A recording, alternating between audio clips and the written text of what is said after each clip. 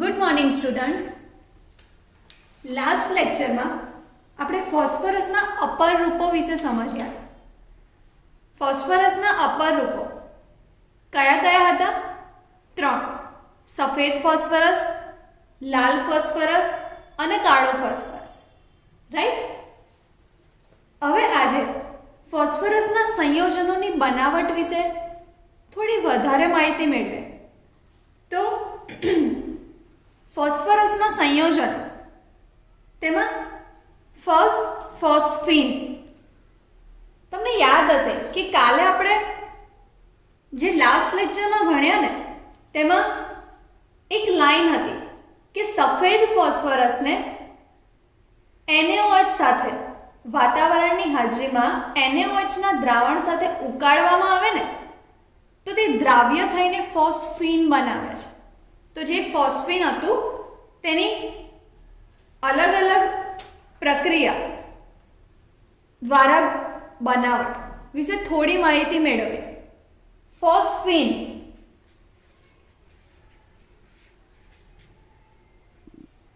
યાદ છે તેનું સમીકરણ? તો ફોસ્ફીન મતલબ PH3. ડન? ઓકે. ફોસ્ફીનને બનાવટ માટે 3 સમીકરણો છે જે મહત્વના છે. પણ એ પહેલા આપણે એક જનરલ નોલેજ કે કોઈ બી રાસાયણિક પ્રક્રિયા હોય તો ઓલમોસ્ટ પહેલા કાં તો તે એસિડ સાથે પ્રક્રિયા કરે, બેઝ સાથે પ્રક્રિયા કરે, અને બંનેમાંથી કંઈ ના મળે તો તે પાણી સાથે પ્રક્રિયા કરી દે. રાઈટ? તો આ ફોસ્ફીન બી કંઈ એક્સ્ટ્રા ઓર્ડિનરી નથી કે તેની બનાવટ માટે કંઈક બીજું સંયોજન જોઈએ. ના ના, ફોસ્ફીનની બનાવટ માટે બી સેમ એસિડ, બેઝ અને પાણી, આ 3 દ્વારા પ્રક્રિયા થાય ત્યારે ફોસ્ફીન મળે છે. તો ચલો થોડી ઝલક એ બી જોઈ લઈએ. કેલ્શિયમ ફોસ્ફાઇડ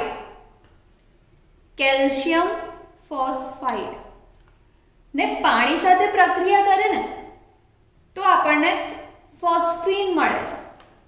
કેલ્શિયમ ફોસ્ફાઇડ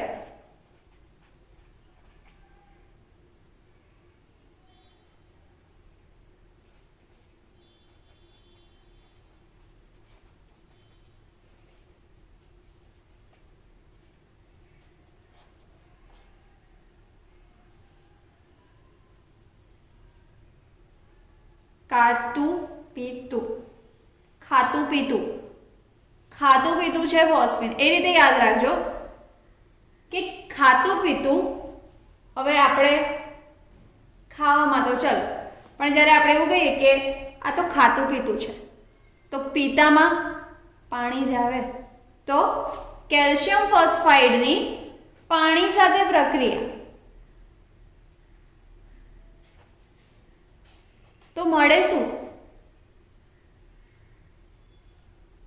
તો CaOH ટ્વાઇસ અને આપણી product phosphine. Done? CaOH twice અને ફોસ્ફીન. ફોસ્ફીન એ ખાતું પીતું છે તો ખાતું પીતું કેલ્શિયમ ફોસ્ફાઇડ, પીતું મતલબ પાણી પીતું, કેલ્શિયમ ફોસ્ફાઇડને પાણી સાથે પ્રક્રિયા કરાવીએ તો આપણી બાય પ્રોડક્ટ ફોસ્ફીન મળે અને તેની સાથે કેલ્શિયમ, બોલો કેલ્શિયમ હાઇડ્રોક્સાઇડ મળે છે, CaOH ટ્વાઇસ. ડન? હવે તમે કહેશો મેડમ તમે તો કીધું એને એસિડ સાથે બી પ્રક્રિયા થાય. તો ખાતું પીતું આ જે ફોસ્ફીન છે, કેલ્શિયમ ફોસ્ફાઇડ, તેને એસિડ સાથે બી રિએક્શન કરવાનું હોય તો શું મળે? તો મેડમ અમારી બાય પ્રોડક્ટ તો અમને જોઈએ છે તો મળવાની જ છે ને. તો ફોસ્ફીન મળશે અને CaCl2. ડન? ખ્યાલ આવ્યો? ફોસ્ફીન એ ખાતું પીતું છે, મતલબ ફોસ્ફીનની બનાવટ માટે આપણને કેલ્શિયમ ફોસ્ફાઇડની જરૂર છે. કેલ્શિયમ ફોસ્ફાઇડને પાણી સાથે પ્રક્રિયા કરીએ તો CaOH ટ્વાઇસ અને ફોસ્ફીન મળે છે. સેમ કેલ્શિયમ ફોસ્ફાઇડની HCl સાથે પ્રક્રિયા કરાવીએ તો આપણને ફોસ્ફીન સાથે CaCl2 મળે છે. ડન? હવે આ તો આવ્યું એસિડ અને પાણી સાથે. તો બેઝ કે હું કેમ બાકી રહું? તો પ્રયોગશાળામાં CO2 ના નિષ્ક્રિય વાતાવરણની હાજરીમાં આ રિએક્શન આપણે અપર રૂપમાં સમજી ગયા. જ્યારે પ્રયોગશાળામાં નિષ્ક્રિય વાતાવરણમાં એવું કાલે કંઈક સમજ્યા હતા, તો જ્યારે આ છે ને લેબ સ્કેલ પર છે, આપણને આપણી લેબમાં બી આપણે કરી શકીએ છીએ, આપણને ફોસ્ફીન મળી શકે છે.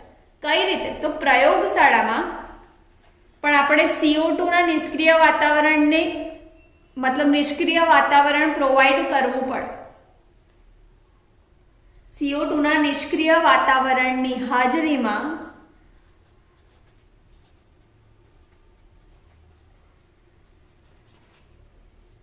સફેદ ફોસ્ફરસ, જે સફેદ ફોસ્ફરસ કાલે હતું P4,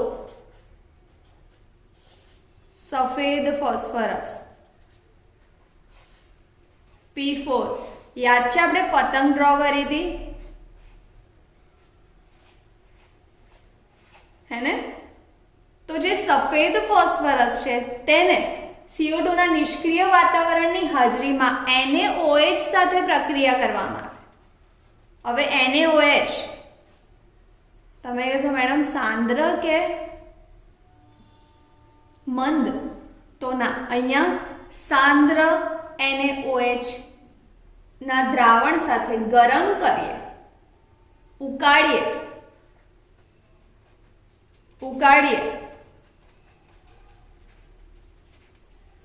તો મળે છે ફોસ્ફીન.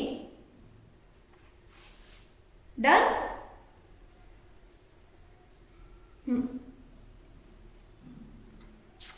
ત્રણ રિએક્શન છે. ફર્સ્ટ, કેલ્શિયમ ફોસ્ફાઇડ પાણી સાથે ફોસ્ફીન મળે, તેની સાથે CaOH ટ્વાઇસ મળે. સેકન્ડ, HCl સાથે ફોસ્ફીન મળે, તેની સાથે CaCl2 મળે.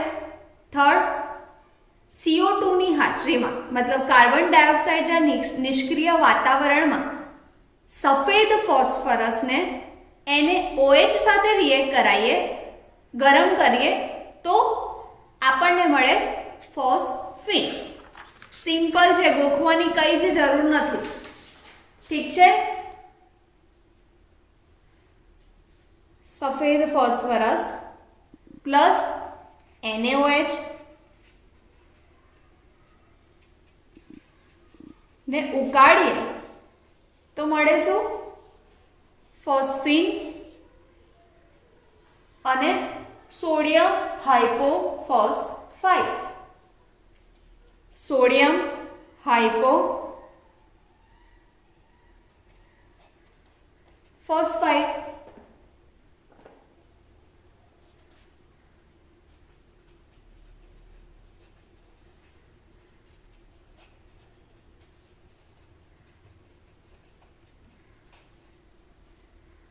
ઠીક છે? સફેદ ફોસ્ફરસને NaOH સાંદ્ર NaOH ના દ્રાવણમાં ઉકાળીએ તો આપણને ફોસ્ફીન મળે છે અને તેની સાથે સોડિયમ હાઇપોફોસ્ફાઇડ પણ મળે છે. હવે એક વસ્તુ એક્સ્ટ્રા છે, યાદ રાખો તો સારું છે. તમને જી નીટમાં મે બી પૂછાઈ શકે છે. આજે સફેદ ફોસ્ફરસ વિશે આપણે કાલે જે સમજ્યા ને, તો તે કેવું હોય? તો જે સફેદ ફોસ્ફરસ છે તે શુદ્ધ સ્વરૂપમાં સફેદ હોય. આ જે સફેદ ફોસ્ફરસ છે જે કાલે આપણે સમજ્યા ને અપર રૂપમાં, તો જે સફેદ ફોસ્ફરસ છે તે શુદ્ધ સ્વરૂપમાં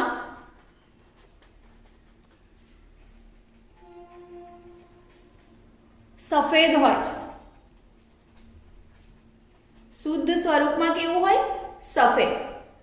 હવે આપણે કાલે સમજ્યા હતા કે સફેદ ફોસ્ફરસને કેટલાય દિવસો સુધી નિષ્ક્રિય વાતાવરણના 573 કેલ્વિન તાપમાને ગરમ કરીએ તો લાલ ફોસ્ફરસ મળે છે. આ આપણે કાલે સમજી ચૂક્યા, રાઈટ? હવે શું થાય?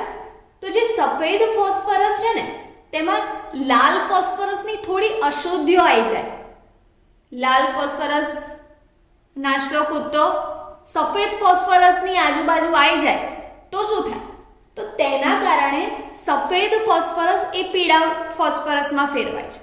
શુદ્ધ સ્વરૂપમાં તે સફેદ હોય, પણ જ્યારે લાલ ફોસ્ફરસની અશુદ્ધિઓ ની અશુદ્ધિ તેની સાથે આવે, તેની સાથે દાખલ થાય તો તે પીળા ફોસ્ફરસ માં કન્વર્ટ થઈ જાય. તમને ખ્યાલ હશે, તમે બુકમાં દેખશો ને તો કોઈ વાર ત્યાં સફેદ ફોસ્ફરસ લખ્યું છે, કોઈમાં ત્યાં પીળો ફોસ્ફરસ લખ્યું છે. બંને એક જ છે, પણ જ્યારે શુદ્ધ સ્વરૂપમાં હોય ત્યારે તે સફેદ ફોસ્ફરસ કહેવાય, અને જ્યારે લાલ ફોસ્ફરસની અશુદ્ધિઓ તેની સાથે દાખલ થાય અને એ ઇમ્પ્યોરિટી સાથે જ્યારે સફેદ ફોસ્ફરસ હોય ત્યારે તેને પીળો ફોસ્ફરસ કહેવાય. તો આપણને જે સફેદ ફોસ્ફરસ NaOH સાથે રિએક્ટ કરે છે ને તે પીળો છે. તો તમે સમજી શકો છો કે તેમાં લાલ ફોસ્ફરસની અશુદ્ધિઓ આવેલી હશે. ડન? ઓકે. હવે એક વસ્તુ કે આજે ત્રણેય સ્વરૂપો આપણે કાલે જોયા, આ બધું એક્સ્ટ્રામાં છે, પ્લીઝ યાદ રાખજો. JEE નીટમાં પૂછાઈ શકે છે, ઇફ ના બી પૂછાય તો તમારા જનરલ નોલેજ માટે. ઠીક છે? તો જે સફેદ ફોસ્ફરસ, લાલ ફોસ્ફરસ, કાળો ફોસ્ફરસ, આજે આપણે તેના સ્વરૂપો જોયા ને, તેને હવામાં સળગાવીએ તો P4 હવામાં સળગાવતા P4O10 મળે છે, જે આપણે કાલે સમજી ચૂક્યા છે. કઈ રીતે? આ જે ફોસ્ફરસ છે હવાના O2 સાથે જોડાય. ડન? હવાના O2 સાથે અને મળે શું? P4O10. હે ને? હવે કાળો ફોસ્ફરસ એ સૌથી વધુ સ્થાયી છે અને સફેદ ફોસ્ફરસ એ સૌથી અસ્થાયી છે. આ આપણે કાલે પણ સમજી ચૂક્યા હતા. કઈ રીતે?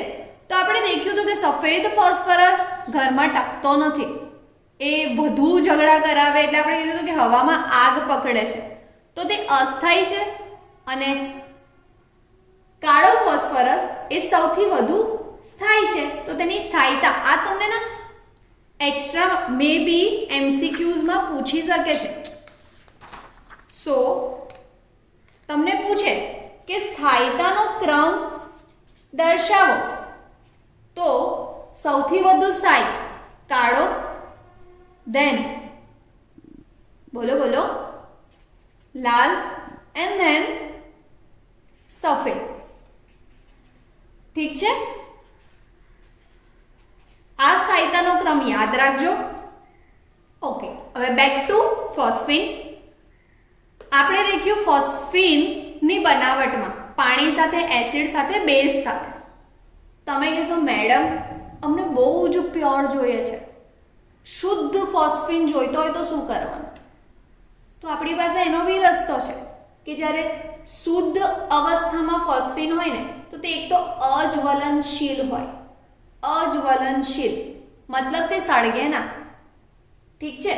અને પરંતુ તે ડાયફોસ્ફીન અથવા જે સફેદ ફોસ્ફરસ છે તેની બાષ્પની હાજરીમાં જ્વલનશીલ છે. કઈ રીતે? તો શુદ્ધ ફોસ્ફીન ની બનાવટ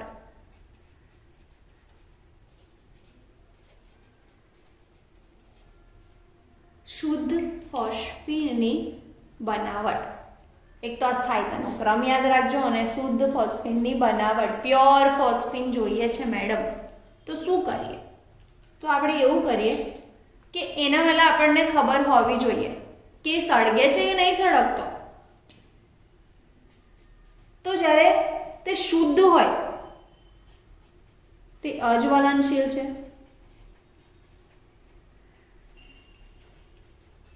પણ તે અશુદ્ધિઓ સાથે હોય, મતલબ કાં તો તે નોટ અશુદ્ધિઓ, જ્યારે તે ડાયફોસ્ફીનમાં કન્વર્ટ હોય, ડાયફોસ્ફીન મતલબ PH3 ના 2 અણુ, તો શું કહેવાય? P2H4. ઠીક છે. તે ડાયફોસ્ફીન હોય, કાં તો સફેદ ફોસ્ફરસની બાષ્પ હોય, કાં તો સફેદ ફોસ્ફરસ ની બાષ્પ ની હાજરીમાં જ્વલનશીલ છે. આ બંને હળિયો કરે. આ અજ્વલનશીલ છે શુદ્ધ, પણ ના, આપણે જ્વલનશીલ જોઈએ છે, આગ લગાવી છે, તો ડાયફોસ્ફીન હશે કાં તો સફેદ ફોસ્ફરસની બાષ્પ હશે, તો તે જ્વલનશીલ થઈ જશે. હવે અશુદ્ધિઓમાંથી તેને શુદ્ધ કરવો હોય તો શું કરવાનું? તો અશુદ્ધિઓ હોય તેમાંથી શુદ્ધ કરવા માટે હાઇડ્રોજન આયોડાઇડ માં અવશોષિત કરવામાં આવે છે. તો શું થાય? તે ફોસ્ફોનિયમ આયોડાઇડ બનાવે છે અને તેની KOH સાથે પ્રક્રિયા કરે તો પુનઃ આપણને ફોસ્ફીન મળે છે, જે પ્યોર છે. ડન. પહેલા શું કરવાનું સમજીએ. તો કંઈ નહીં, આપણી પાસે જે અશુદ્ધિઓ છે, અશુદ્ધિઓ વાળું છે, રાઈટ, અશુદ્ધિઓ વાળું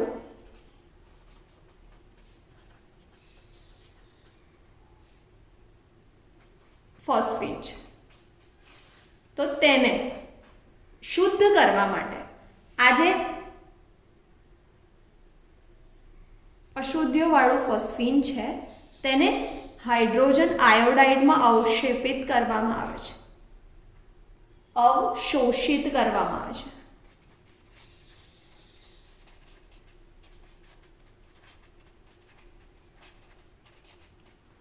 અવશોષિત.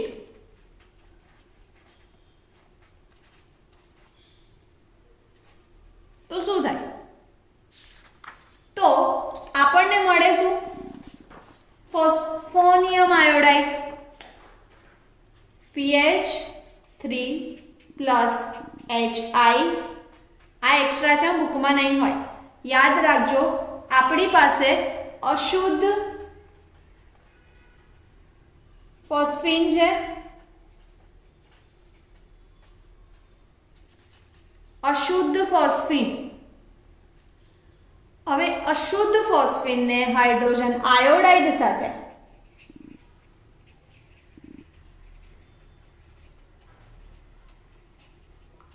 પ્રક્રિયા કરવામાં, મતલબ અશુદ્ધ ફોસ્ફીનને હાઇડ્રોજન આયોડાઇડમાં અવશોષિત કરવામાં આવે તો શું થાય?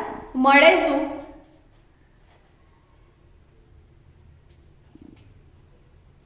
ફોસ્ફોનિયમ iodide, phosphine plus hydrogen iodide, તો મળે શું આપણને?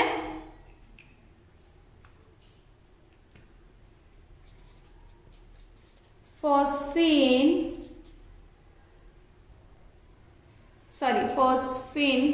પ્લસ HI, તો મળે ફોસ્ફોનિયમ આયોડાઇડ. બધું મિક્સ થઈ ગયું. આ મિક્સચરને આપણે શું કરવાનું? તો તેને KOH સાથે પ્રક્રિયા કરાવવાની. KOH સાથે પ્રક્રિયા કરાવીએ તો શું થાય?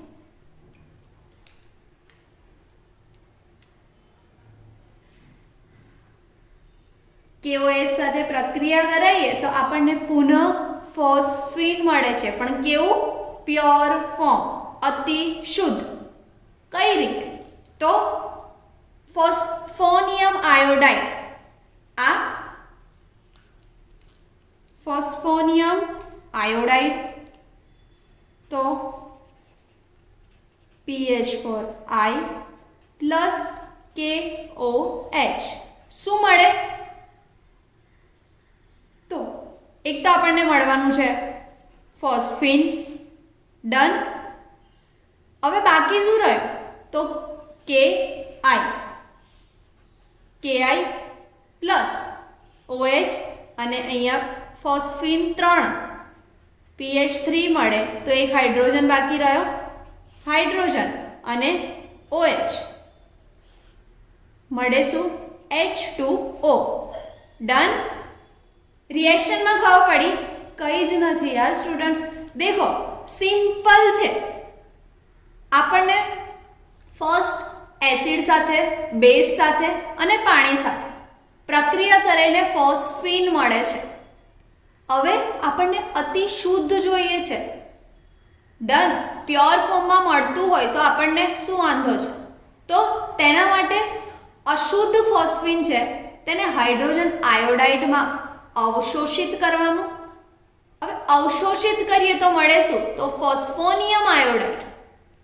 હવે જે ફોસ્ફોનિયમ આયોડાઇડ છે તેને KOH સાથે પ્રક્રિયા કરાવીએ તો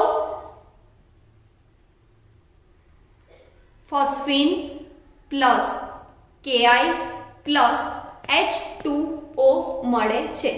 મતલબ આપણને પ્યોર ફોર્મમાં ફોસ્ફીન ફરીથી મળી ગયું. ડન. આ હતી ફોસ્ફીનની બનાવટો. યાદ રહેશે? 4 રિએક્શન, એસિડ સાથે, બેઝ સાથે, પાણી સાથે અને અતિ શુદ્ધ માટે ફર્સ્ટ હાઇડ્રોજન આયોડાઇડ સાથે, અને જે પ્રોડક્ટ મળે ફોસ્ફોનિયમ આયોડાઇડ તેને KOH સાથે.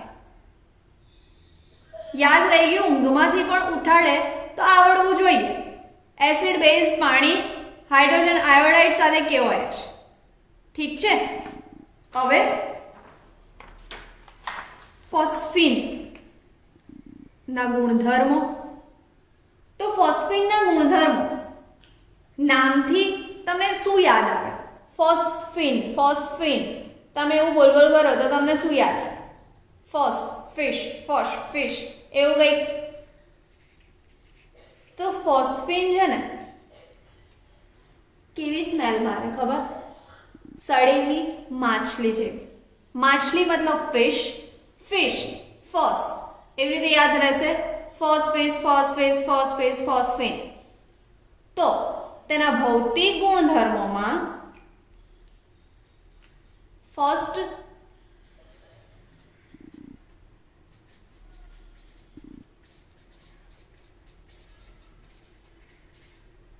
તેની સ્મેલ કેવી છે? તેને આપણે વાસવિહીન નહીં કહી શકતા.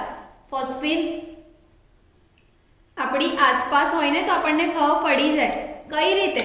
તો તે સડેલી માછલી જેવી વાસ મારે છે.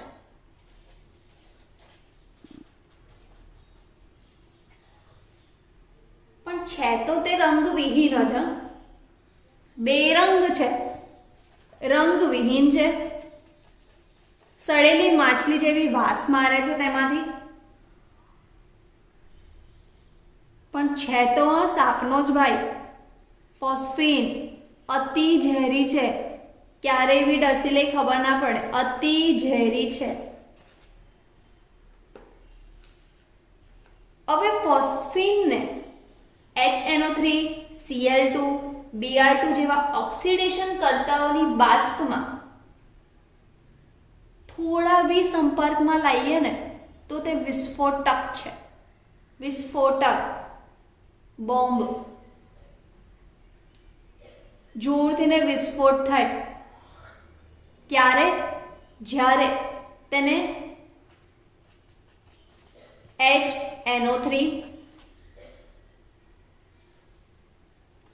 Cl2 Br2 આ બધા ઓક્સિડેશન કરતા છે, ખ્યાલ હોય તો.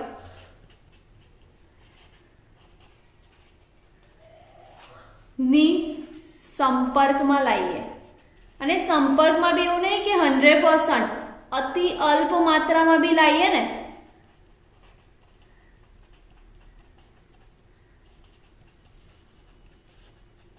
તો પણ તે વિસ્ફોટિત થાય છે.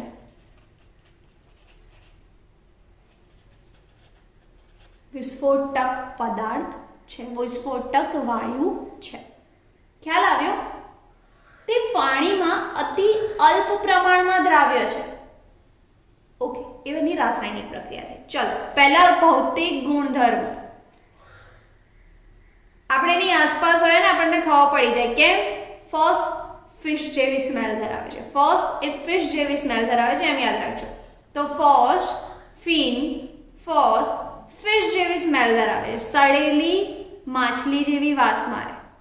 બેરંગ માણસ છે, રંગ વિહીન છે, પણ છે તો સાપનો ભાઈ. અતિ ઝેરી છે, તેને અલ્પ માત્રામાં તો અલ્પ માત્રામાં પણ HNO3 Cl2 Br2 જેવા ઓક્સિડેશન કરતાની હાજરીમાં, મતલબ એમના સંપર્કમાં લાવીએ ને તો પણ વિસ્ફોટિત થઈ જાય છે. ડન? આ હતા તેના ભૌતિક ગુણધર્મો. હવે આવીએ રાસાયણિક ગુણધર્મો પર.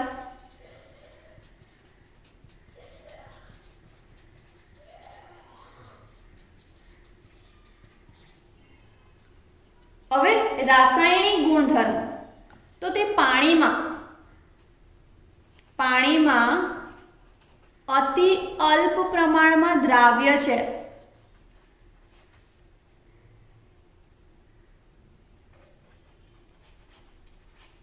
અતિ અલ્પ પ્રમાણમાં દ્રાવ્ય છે. ફોસ્ફીનનું પાણીમાં દ્રાવણ કેમ ના થાય? કેમ ઓછું છે? તો એનું કારણ એવું છે કે તે પ્રકાશની હાજરીમાં વિઘટન પામે. અરે રે, હવે તે પ્રકાશની જ હાજરીમાં પાણી સાથે વિઘટન પામતું હોય તો પછી તે દ્રાવ્ય કઈ રીતે બને? તો તેના કારણે તે અતિ અલ્પ પ્રમાણમાં દ્રાવ્ય છે. કેમ? કેમ કે તે પાણીમાં પ્રકાશની હાજરીમાં, ઓબ્વિયસ છે કે દરિયામાં પાણી હોય તો એમાં કદાચ ફોસ્ફીન જતો બી રહે તો થાય શું? સૂર્યપ્રકાશ તો એવું થોડી કહેશે કે દરિયામાં હું નહીં, મતલબ દરિયામાં એના વિકિરણો નહીં પડે. ઓબ્વિયસ પડશે.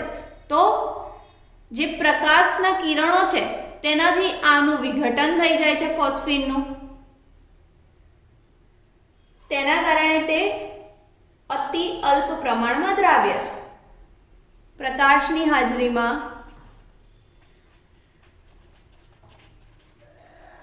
વિઘટન થાય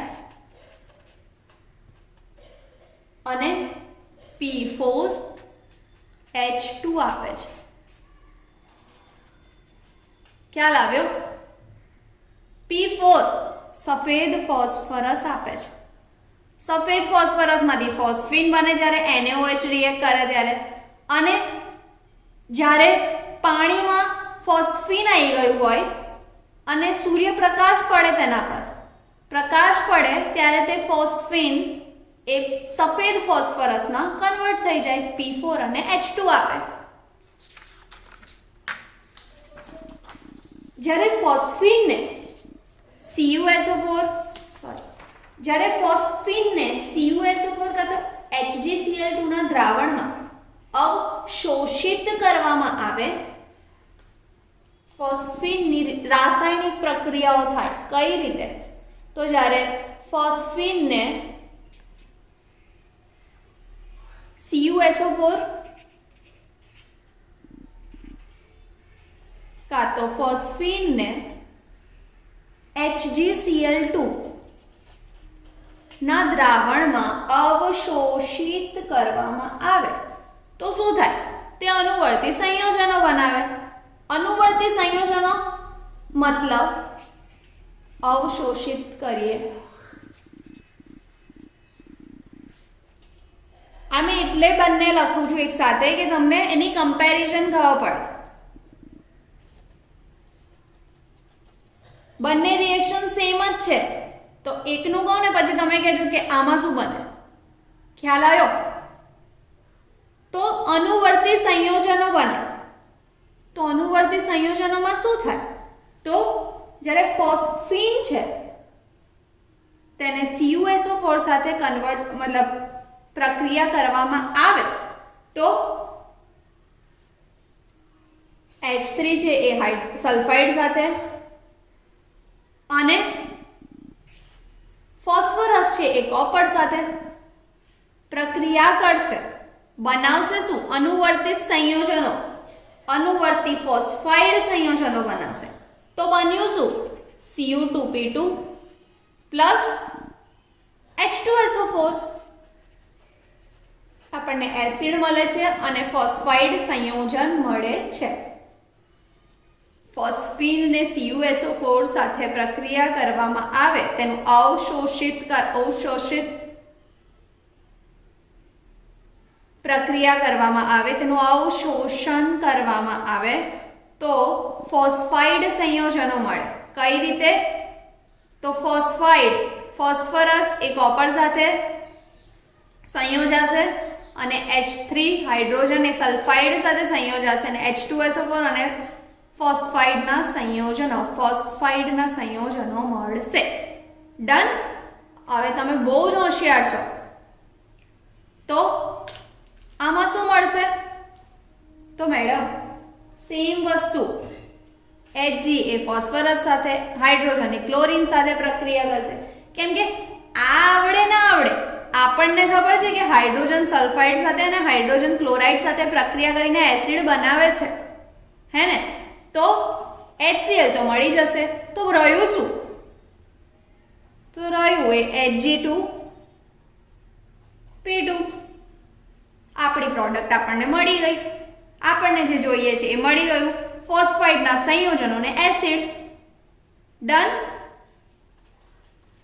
Hg2P2 પ્લસ HCl મળે છે. ડન. હવે ફોસ્ફીન એ નિર્બળ બેઝ છે. ફોસ્ફીન એ નિર્બળ બેઝ છે.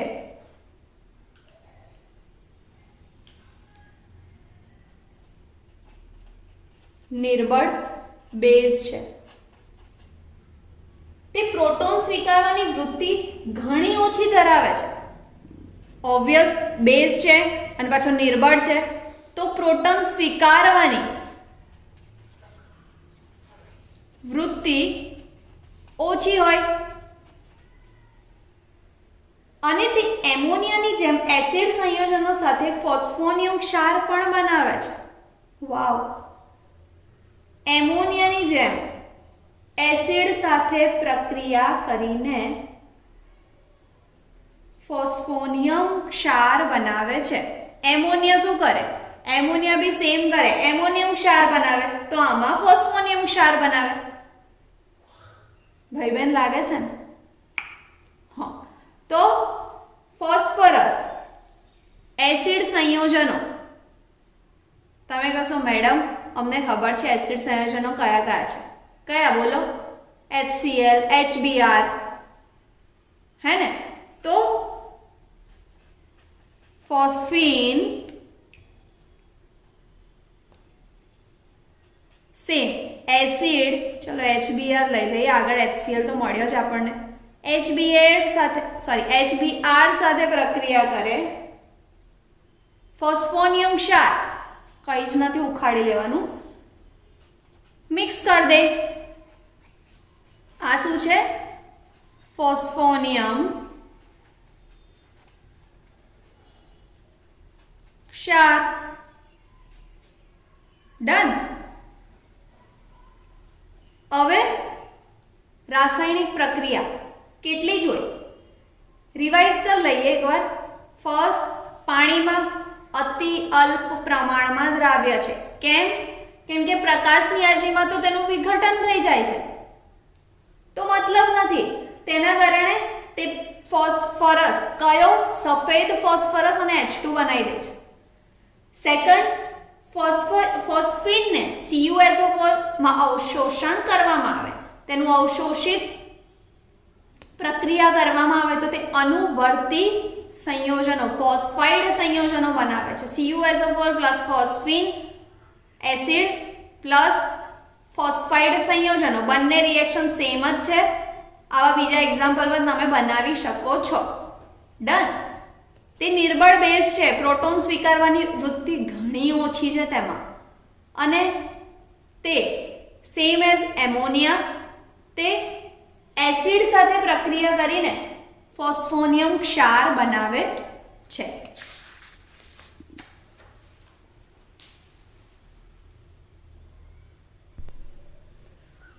હવે સ્ટુડન્ટ તેના ઉપયોગો વિશે સમજીએ.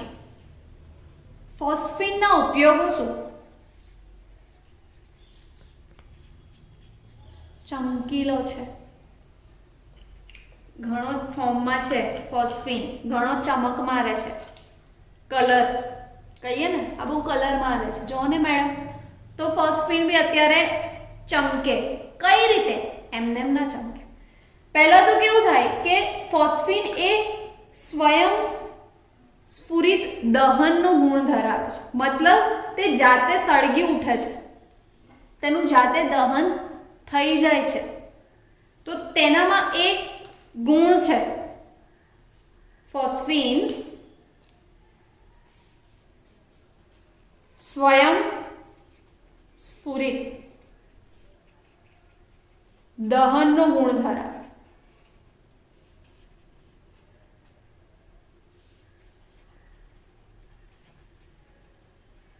અને તેને કારણે તે હોલ સિગ્નલ, યાદ રાખજો હા, તેને કારણે તે હોલ્મ સિગ્નલ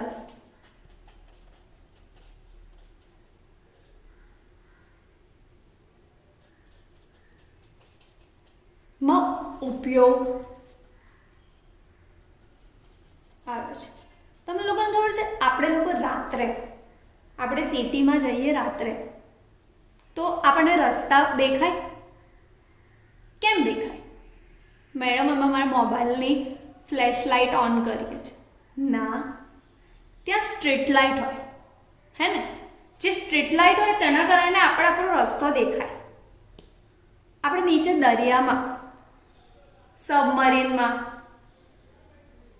ક્રૂઝમાં, એમને એમ આપણે કંઈક કોઈ મસ્ત જગ્યાએ ફરવા જઈએ અને નીચે દરિયામાં આંટો મારવા જઈએ તો આપણને રસ્તો દેખાય.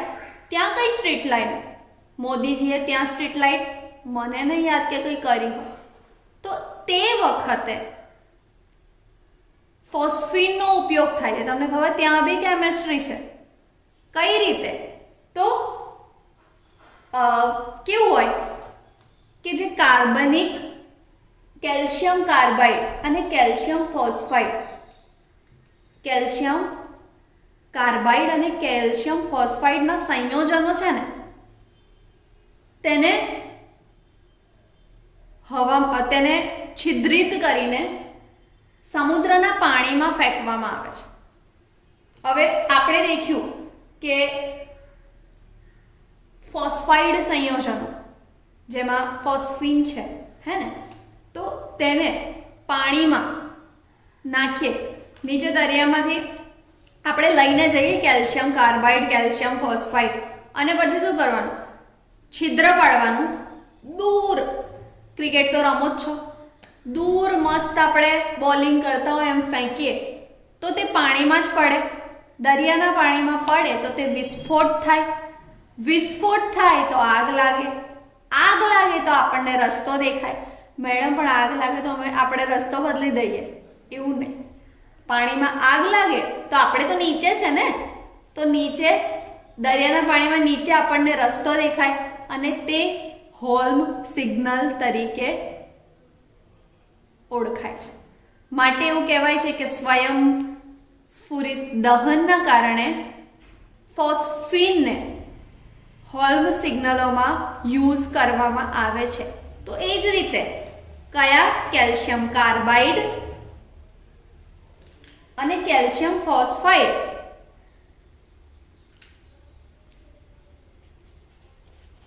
CaC2 અને Ca3P2 કેલ્શિયમ કાર્બાઇડ અને કેલ્શિયમ ફોસ્ફાઇડ બંનેને છિદ્ર કરીને બંનેના પાત્ર, આ એક પાત્રમાં હશે ઓબ્વિયસ, આપણે આમ ખોબો ભરીને તો નહીં જઈએ ને કે ચલ કેલ્શિયમ કાર્બાઇડને હવામાં નાખીએ, પાણીમાં નાખીએ, ના યાર. આમાં હા, કેલ્શિયમ કાર્બાઇડ અને કેલ્શિયમ ફોસ્ફાઇડના પાત્રને આપણે એક પાત્રમાં તેને રાખીશું છિદ્ર કરીને હવામાં, પાણીમાં, આપણે તો દરિયામાં છે ને, પાણીમાં ફેંકવામાં આવે છે.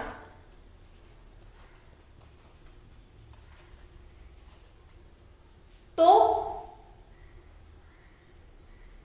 એસિટિલીન વાયુ પ્રજ્વલિત થશે, જે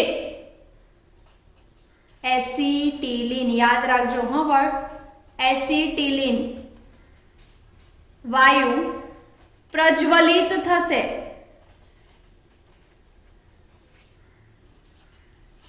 સળગે છે અને જે સળગે તે સિગ્નલ તરીકે કાર્ય કરે છે.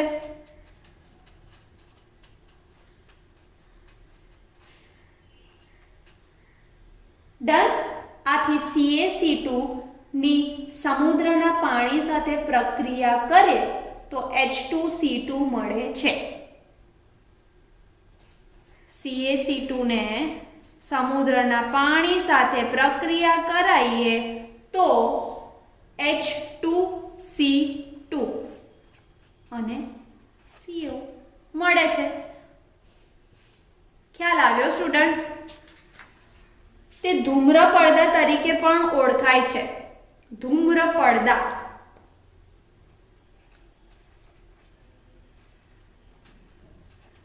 પડદા તરીકે પણ ઉપયોગી છે. આ હતા તેના ઉપયોગો. સ્વયંસ્ફુરિત દહનનો ગુણ ધરાવે છે, તે જાતે જ સળગી જાય છે, તો તેના કારણે તેને હોલ્મ સિગ્નલોમાં વપરાય છે. કેલ્શિયમ કાર્બાઇડ, કેલ્શિયમ ફોસ્ફાઇડ સંયોજનોને એક પાત્રમાં દરિયામાં લઈ જવામાં આવે, છિદ્ર કરીને પાણીમાં ફેંકવામાં આવે તો વિસ્ફોટ થાય. શેના કારણે? એસિટિલીન વાયુ ઉત્પન્ન થાય, જે પ્રજ્વલિત થાય છે અને તેને કારણે આપણને દરિયાના પાણીમાં પ્રકાશ જોવા મળે અને તેને કારણે આપણે આપણો રસ્તો જોઈ શકીએ કે આગળ લેફ્ટ જવાનું છે કે રાઈટ. હવે કેલ્શિયમ કાર્બાઇડને પાણી સાથે પ્રક્રિયા કરે તો H2C2 મળે છે. ધૂમ્ર પડદા તરીકે પણ ફોસ્ફીન ઉપયોગી છે. આ હતા ફોસ્ફીનની બનાવટ, ભૌતિક અને રાસાયણિક ગુણધર્મો અને તેના ઉપયોગો. નેક્સ્ટ લેક્ચરમાં આપણે ફોસ્ફરસ હેલાઇડ સંયોજનોની બનાવટ, ભૌતિક રાસાયણિક ગુણધર્મો અને ઉપયોગો વિશે દેખીશું. Thank you.